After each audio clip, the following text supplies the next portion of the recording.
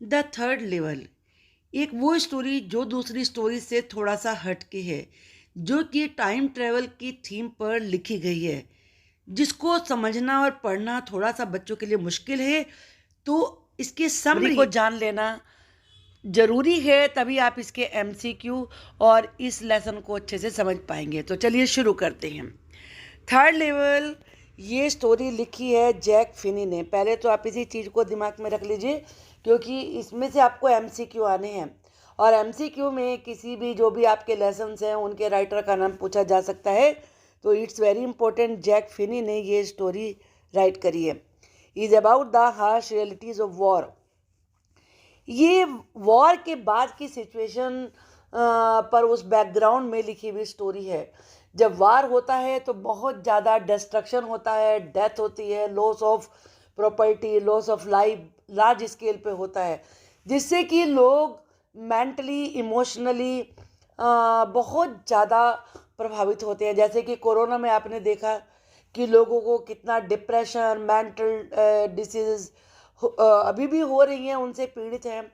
तो वार के समय पर तो आप समझ ही सकते हैं कि कितना विनाश होता है। तो लोगों में फ्रस्ट्रेशन, एंग्जाइटी, वरी, सैडनेस, जो मेंटल डिसऑर्डर्स हैं वो आ जाते हैं। तो ये उस बैकग्राउंड पे लिखी हुई स्टोरी है। वार है इरिवर्सेबल। इरिवर्सेबल का मतलब है जिन्हें हम पलट नहीं सकते। कॉन्सिक्वेंसेस का मतलब होता है परिणाम। वार के ऐसे परिणाम होते हैं जिनको रिवर्स नहीं किया जा सकता। रिवर्ट से बना हुआ वर्ड है पलट देना।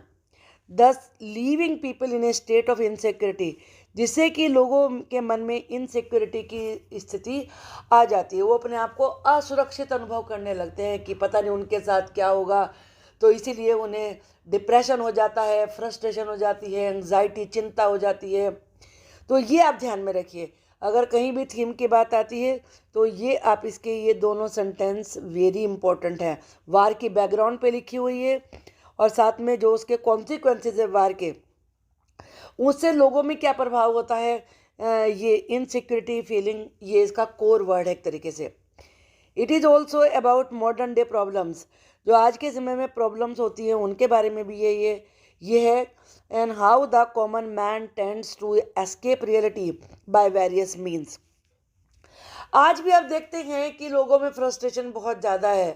तो कुछ गेम खेलकर, कुछ केवल कल्पनाओं में डे ड्रीमिंग करके अपने वर्तमान से, जो रियलिटी है, ग्राउंड रियलिटी है, उससे भागना चाहते हैं। तो इसमें भी ये दिखाया है किस प्रकार से जो कॉमन मैन है उनकी ये टेंडेंसी बन जाती है कि वो रियलिटी से एस्केप करते हैं अलग अलग तरीक़ों से। In this story, a man named Charlie hallucinates and reaches the third level of Grand Central Station. Grand central station है, वहाँ पर 2 लेवल हैं, फर्स्ट एंड सेकंड। लेवल से मतलब आप समझ सकते हैं जैसे दिल्ली के स्टेशन पर ही बहुत सारे प्लेटफॉर्म हैं। तो प्लेटफॉर्म नंबर 1 आप ऐसे देखते हैं, तो ऐसे ही वहाँ लेवल हैं। तो वहाँ 2 ही हैं, लेकिन वो थर्ड लेवल पे पहुँच जाता है। हेलुसिनेट्स का मतलब होता है अपने ख्यालों में बिल्कुल खो जाना, ख्याली दुनिया में खो जाना। Which has only 2 levels. तो ये एक तरह से इसका इंट्रोडक्शन है। अब हम समरी देखते हैं इसकी। The story revolves around a 31-year-old man named Charlie. Charlie का नाम याद रखिए। उसकी एज कितनी है? He is a 30-year-old young man. उसके इर्द गिर्द घूमती हुई स्टोरी है ये। Who experience something weird. Weird का मतलब अजीब, जो कुछ बड़ी वियर्ड सी चीज़ें अनुभव कर रहा है। One day after work coming from the Subway. एक दिन जब वो काम से लौट के आ रहा होता है, तो वो सोचता है, उसे लेट हो रहा होता है वो, कि वो सबवे से चले। सबवे का मतलब जैसे जो रोड के नीचे रास्ता बना देते हैं, इधर से एक रोड को इधर से उधर क्रॉस करके जाने के लिए, तो सबवे से चले। वो शॉर्ट होता है। ही रीच द थर्ड लेवल, लेकिन वो वहाँ रास्ता भटक जाता है, और वहाँ वो थर्ड लेवल पे पहुँच जाता है ग्रैंड सेंट्रल स्टेशन के। वे डजेंट एक्चुअली एग्जिस्ट, लेकिन जो मौजूद ही नहीं है। ग्रैंड सेंट्रल स्टेशन तो है, लेकिन थर्ड लेवल मौजूद नहीं है। ही रिमेनिसिस का मतलब होता है ख्यालों में खो जाना, याद करना। The entire experience with his psychiatrist friend Sam. जो उसने वहाँ अनुभव किया वो उसको शेयर करता है अपने फ्रेंड जिसका नाम सैम है, और साथ ही जो साइकेट्रिस्ट है। साइकेट्रिस्ट वो डॉक्टर होते हैं जो मन की बीमारियों का इलाज करते हैं, जो मतलब मन से जिनमें कोई भी डिप्रेशन, फ्रस्ट्रेशन, इस तरह की भावनाएं अंदर तक बैठ जाती हैं, उनका ट्रीटमेंट करते हैं वो साइकेट्रिस्ट होते हैं। और सैम भी एक वही डॉक्टर है जो साइकेट्रिस्ट है। तो वो अपना थर्ड लेवल का एक्सपीरियंस चार्ली सैम के साथ शेयर करता है। चार्ली थॉट ही एक्सपीरियंस टाइम ट्रेवल। चार्ली ने सोचा है कि उसने टाइम ट्रेवल को अनुभव किया है। टाइम ट्रेवल मैंने बताया ना कि बीते हुए समय में चले जाना, वो 19th सेंचुरी में चला जाता है। And head reach somewhere in the 1890s, और वो 1890s यानी कि 1890 वाला जो ईयर है उसमें पहुंच जाता है। इसे सेंचुरी 19th सेंचुरी बोलेंगे इसको, जैसे अभी आप 2021 लिखते हैं, लेकिन ये 21st सेंचुरी है। A time before the world so to its most deadliest war. और ये वो समय होता है कि क्योंकि आप जानते हैं कि 1890 के बाद ही दोनों वर्ल्ड वार हुए हैं। एक 1914 में हुआ है, दूसरा 1939 से, सेकेंड वर्ल्ड वार 1939 से लेकर 1943-44 तक चलता रहा। तो उसके पहले का पीरियड है ये, क्योंकि उसे लगता था कि वो बिल्कुल ही पीसफुल समय था। वार के बाद तो बहुत कुछ बदल गया।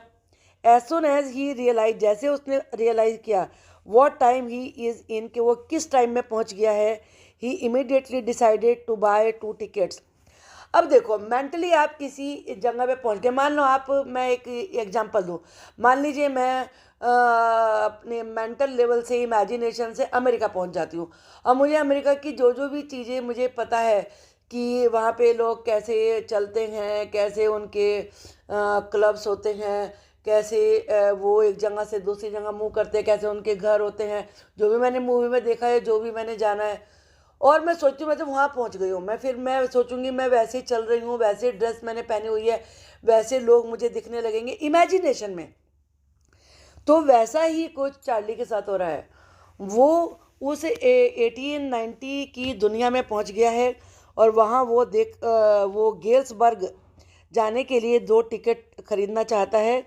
गेल्सबर्ग जो कि इलिनॉइस में है। वन फॉर हिमसेल्फ, एक अपने लिए, and the other for his wife, और दूसरा अपनी वाइफ के लिए। अनफॉर्चुनेटली, दुर्भाग्य से, the currency use in that century was different.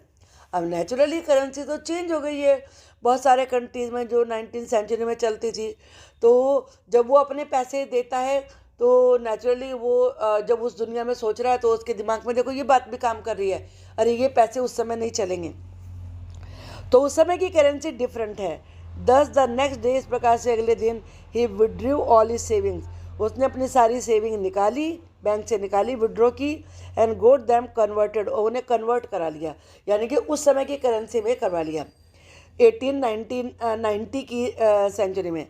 Even if it man bearing losses, जबकि इससे लॉस बहुत हुआ उसे। He went looking for the third level, वो फिर दोबारा से थर्ड लेवल ढूंढने गया, but fail to find it, लेकिन इस बार नहीं पा सका उसे। इट वरीड हिज वाइफ, इससे उसकी वाइफ को चिंता होने लगी। एंड द साइकेट्रिस्ट सैम, और उसका जो फ्रेंड था psychiatrist doctor Sam, who told him, जिसने उसे पहले कहा था दैट ही इज़ हेलुसिनेटिंग, कि वो तो सपना देख रहा है, सपनों में खोया हुआ है। In order to take refuge from reality, reality से बच के वो कल्पनाओं की दुनिया में शरण ले रहा है, रिफ्यूज ले रहा है। And miseries of the modern world, और मॉडर्न वर्ल्ड की जो कष्ट है उनसे भागना चाह रहा है। Which is full of worry, जिसमें चिंताएं चिंताएं हैं। Charlie does resort to his stamp collection, तो चार्ली फिर स्टैम्प कलेक्शन की हॉबी को अपना लेता है।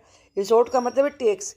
In order to distract himself, अपना ध्यान हटाने के लिए, कहाँ से? When he suddenly one day he finds a letter from his friend Sam. अब पहले उसे थर्ड लेवल ढूंढना चाहता है वो फिर दोबारा से, लेकिन मिलता नहीं, लेकिन वो फिर दोबारा से रियलिटी से एस्केप करना चाहता है। तो इस बार वो स्टैम्प कलेक्शन लेता है। कुछ लोगों की हॉबी होती है कि वो जितने भी नए नए टिकट इशू होते हैं उन स्टैम्प को इकट्ठा करते हैं, और जितने पुराने मिल जाते हैं उनको भी कलेक्ट करते हैं, तो उसे स्टैम्प कलेक्शन कहते हैं। और फिर एक दिन उसे जब वो स्टैम्प कलेक्शन की हॉबी में लगा हुआ होता है तो उसे एक दिन लेटर मिलता है जो कि सैम का होता है, who had gone missing recently, जो कि खो गया था हाल ही से, उसे दिख ही नहीं रहा था, मिल ही नहीं रहा था। उसका लेटर मिला। सैम ने उसे लिखा था that he always wanted to believe in the idea of third level, कि वो हमेशा से थर्ड लेवल की दुनिया में आइडिया में विश्वास करना चाहता था। And now that he is there himself, अब वो वहाँ खुद ही वहाँ पहुँच गया है। यानी कि साइकेट्रिस्ट जो दूसरों का इलाज करता था वो खुद भी इमेजिनेशन की दुनिया में खो गया। He encourages Charlie and Louisa to never stop looking for it. Louisa का मतलब है उसकी जो उस वाइफ थी चार्ली की, और वो चार्ली और लुइजा को प्रोत्साहित करता है कि वो थर्ड लेवल को ढूंढते ही रहें। वो तो वहाँ पहुँच गया है, लेकिन वो उनसे कह रहा है कि वो उसे ढूंढते रहें। तो ये समरी है इस स्टोरी की। आप इसे नेक्स्ट वीडियो देखिए जिसमें मैंने एमसीक्यू दिए हैं। ये तो आपको एक दिमाग में माइंड सेट करने के लिए था कि इसकी आउटलाइन ये है स्टोरी की। अब आप एमसीक्यू पढ़ेंगे तो आपको वो जल्दी से याद हो जाएंगे। और अगर आपको मेरा पढ़ाया हुआ अच्छा लगता है तो प्लीज़ सब्सक्राइब तो ज़रूर कर ही दीजिए, और वीडियो को लाइक भी करिए और शेयर भी करिए। Thanks for watching the video. Good luck to you.